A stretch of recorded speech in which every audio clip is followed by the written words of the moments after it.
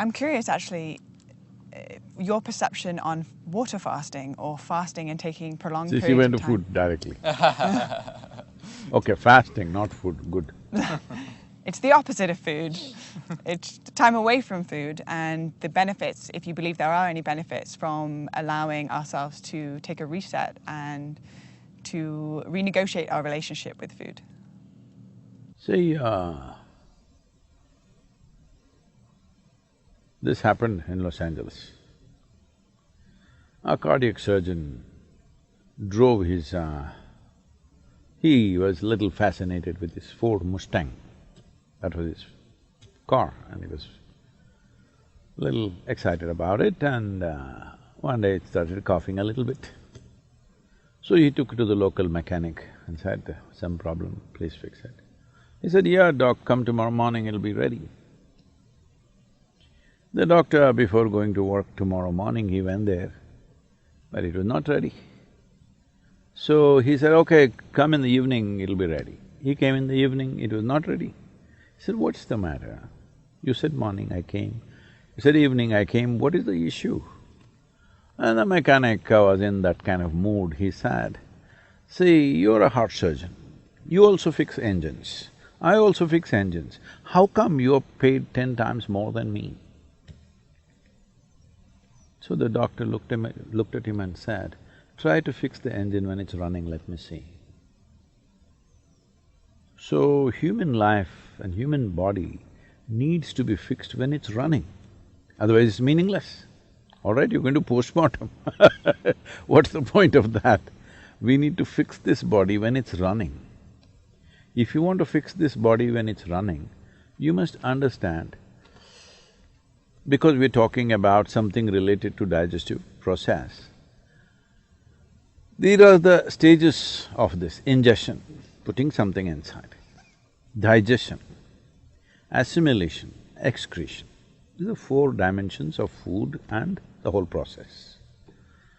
Ingestion, digestion, assimilation, excretion. Ingestion is happening in today's world just about any time, wherever they are, sitting, standing, any time of the day or night, people just eat because there's so much food. It was not like this ever in the history of humanity. But unfortunately, fortunately there is a lot of food, unfortunately, people don't know when to eat, when not to eat. As there are cycles in time, see, we know time only by cycles. If the planet spins one like this, one spin, we say it's a day. Otherwise you wouldn't know.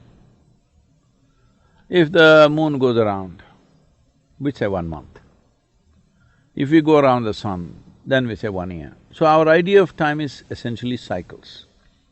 Our birth and death is also a question of cycles. Only because our mothers' bodies were in sync with the cycles of the moon, we are even born, otherwise we wouldn't be born. So our whole physical existence is cyclical. The entire spiritual process, we could go into that if you wish, essentially is significant because it's not cyclical. Because cyclical means you're going in circles.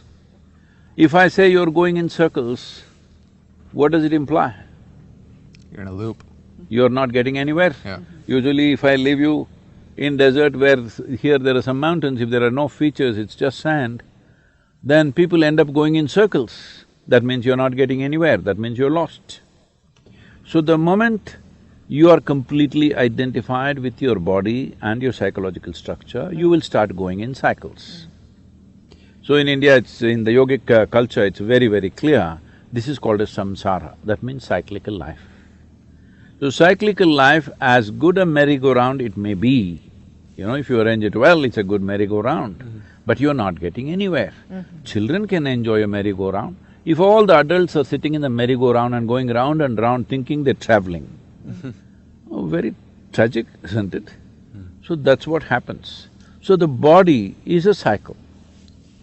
These cycles are very connected with the planetary cycles, with the moon cycle, with the sun cycle, everything. Lunar cycle, solar cycles and the earth cycles are very important for the body. If one has the necessary awareness, they could observe on which day your body doesn't need food. Every other creature knows this. Unfortunately, human beings have forgotten because their thought process or their silly mind has superimposed every other sense they have in their system. If you observe your system, you will see on a particular day, you don't feel like eating. That day you should not eat. But no, you're at your friend's house, there is a party, you stuff yourself, even if your body says no, you stuff yourself. You see all the animals, even if you have a dog at home, on a certain day he refuses to eat, both dogs and cats. Have you noticed this? He will go and eat some blades of grass if it's available and puke and cleanses himself because he's conscious that ingestion is continuously happening, but digestion and excretion is not as efficient as ingestion. Ingestion is happening compulsively, but other parts need to work. Other dimensions of digestive process needs to work. When we say digestion, digestion happens in the whole alimentary canal, not just in the stomach. And assimilation also happens across the entire alimentary canal. Now, excretion doesn't happen only through the alimentary canal, excretion needs to happen on the cellular level also. Impurities gather over a period of time and you become dense both in body and head. If you don't cleanse yourself, then it'll pile up over a period of time. We call this karma. Because when it piles up, it determines the way you think, feel, understand and experience life. People may not realize this, but they will think, this is how I am, this is my nature. This is not your nature, this is the way you messed yourself, all right? So this cleansing process, one important thing is to give a break for ingestion. Because other systems are largely involuntarily, you can stimulate them, but they're involuntary, they're functioning. Ingestion is a voluntary process, though unfortunately for most people it's become compulsive. It should be a voluntary process, that is, I eat when I want to eat. When I decide I want to eat, I will eat.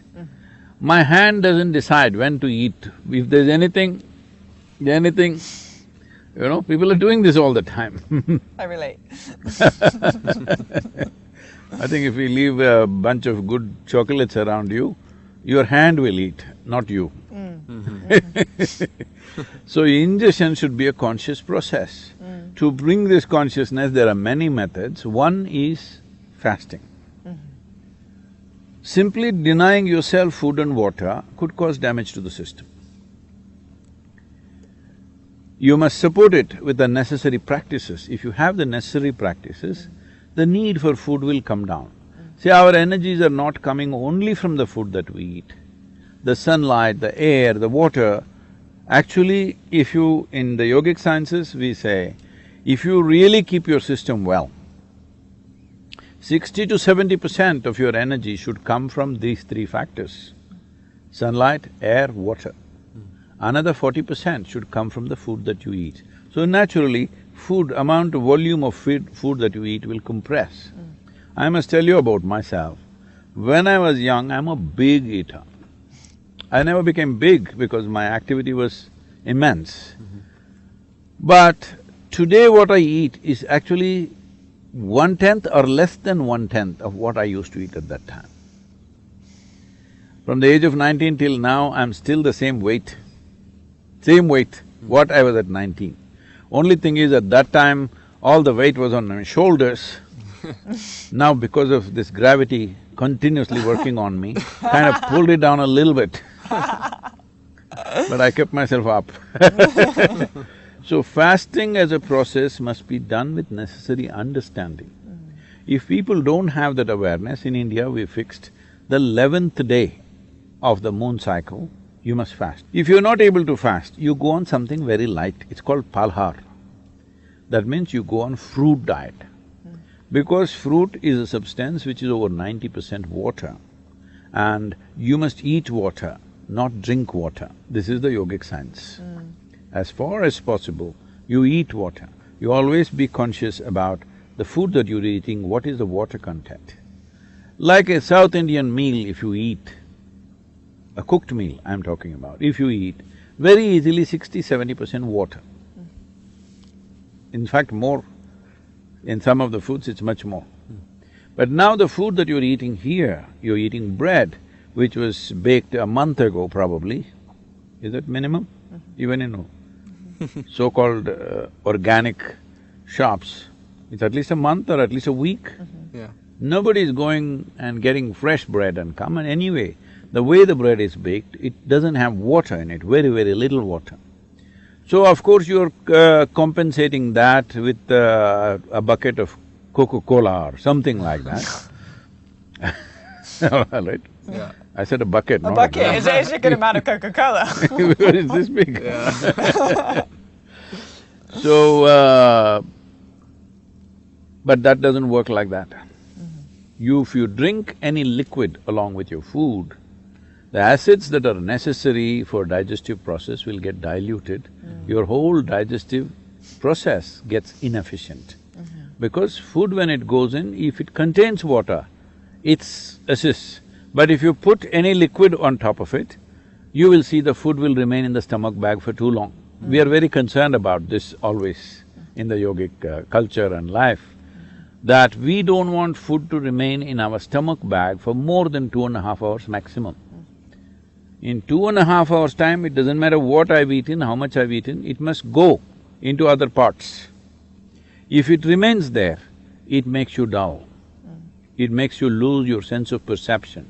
The level of perception, the keenness of perception is lost, which you notice if you eat food without Coke or coffee or tea or anything, you feel dull. It kind of pulls you down. Whole lot of people have developed a culture around it, after lunch they have to sleep. It's like you went to the gas station, you fueled up, then you can't start the engine because there is a gas in the tank. Yeah. So that's what it means. So, to ensure that digestive system is in full process, because for most of the chronic ailments that people are suffering today in the world, the headquarters is in the stomach. Yes. For a lot of people it's shifting to their head, but largely headquarters is in the stomach, what they eat and the way they eat. Yeah. So in this way they eat, one simple thing to bring discipline is, maybe 1 or 2 days in a month, you go on much lighter foods which are very simple and easy on the body. If you can just thrive on water or just a little bit of lemon and water or little lightly honey-laced water, it will help, but if it's not possible for you, maybe a fruit or something, which is very, very light on the system. The idea is to give digestive process and assimilation process a break so that rest of the body begins to excrete on the cellular level, it must throw out all the impurities. If they don't do that consciously, over a period of time, people, you just look at them, how they were when they were 8, 10 years of age, bouncing around, full of life. Look at how they become long faces. Yeah. Everybody's become like this. At least 80% of the humanity, I don't even know if they get to laugh once a day. Now, whole lot of people are doing laughing yoga, every day laughing in the morning. This is madness. You think you must laugh. No. See, if a flower is fragrant, it happens because it blossomed, not because you sprayed some perfume on it from outside. Laughter, smile is not a philosophy or an ideology. If you're joyful, you will naturally smile. No, you must smile every day. This is stupid. I